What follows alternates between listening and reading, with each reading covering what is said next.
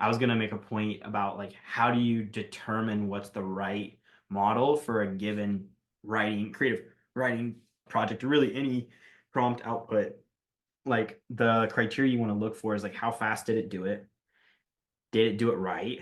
And then how cheap or expensive was it? So when you look at benchmarks, if you have, say, all of the providers and their top four models. So you're looking at, say, like if we look at these four we did today, and then four models from each of them, like their biggest model, their mini model, this generation and last generation, you've got 16 different comparisons. For creative writing, a lot of the outputs are going to equal like 100% eval.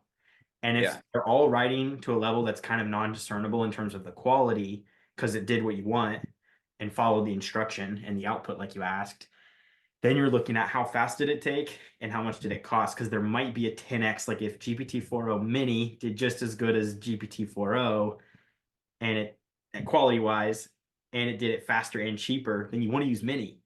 Yeah. And if you're committed to just one provider, you completely miss out on the ability to split test these things. And you wouldn't split test in the front end wrapper with ChatGPT. You do this in a benchmarking tool, but that's how we start to think about, especially generating a lot of content for creative writing. Like when we come into creative writing projects, we're looking at like 1,000 web pages of content often.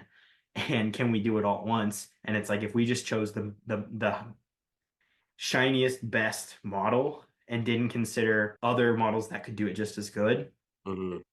and we didn't look at speed or cost, we might lose 100x like times, 100 times more token cost if we Yeah. don't balance the two. So these are the things we start to think about when we're looking at creative writing.